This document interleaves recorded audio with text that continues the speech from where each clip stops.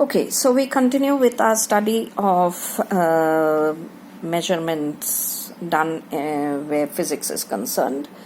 Whenever we talk of measurement, we also talk of experiments that are done. And the moment we do experiments, the first question that comes in is how accurate is your experiment?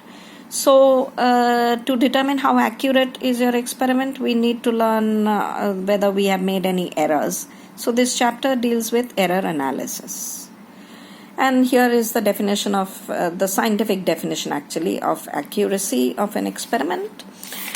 And here we write how many classes of errors are there. They have been classified into two categories. One is systematic error, one is random error. Again, systematic errors have been classified into three categories: instrumental error, error due to imperfection, gross errors. Each one has been defined over here, and this is what are random errors. How can random errors be minimized?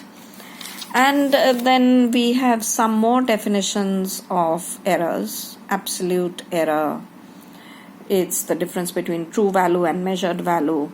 Mean absolute error, relative error, which is the ratio of absolute error to the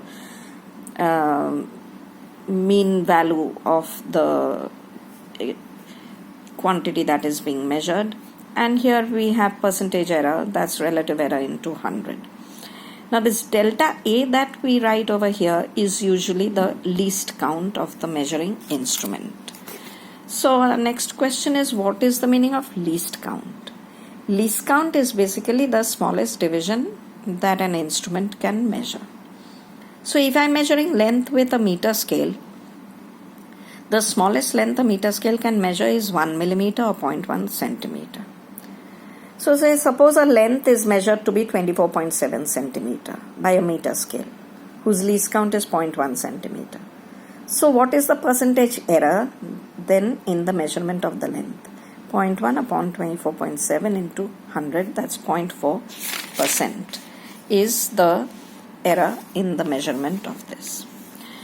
Now we have various other kinds of length measuring instruments. For example, we have the vernier calipers. How do we determine the least count of vernier calipers? It's 1 main scale division minus 1 vernier scale division. Now in our standard vernier calipers, 1 main scale division corresponds to 1 millimeter. That's the least value of 1 main scale division. And usually 10 vernier divisions coincide with 9 main scale divisions. So that means 10 vernier divisions have the value of 9 millimeters. So 1 vernier scale division will have the value 9 by 10 millimeters. So the least count of the vernier is 1 minus 9 by 10, that's 1 by 10 millimeter, so many centimeters. And similarly, we also have the screw gauge, whose least count is measured by this formula, pitch of the screw upon number of circular scale divisions, where pitch of the screw means how much horizontal distance has the screw traveled in one complete rotation of the circular scale division. So here now, after doing all the calculations, we now find or figure out how to determine the maximum possible error in an experiment where, say, I have measured a quantity which is actually sum of two quantities. So the percentage error in this would be the percentage error in the sum of these two quantities, sum of the percentage errors of these two quantities. If z is x minus y, then also the percentage error will be the sum of the percentage errors of these two.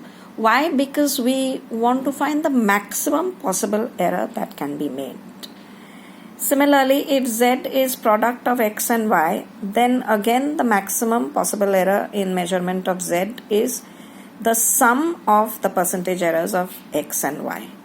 And if it is x upon y,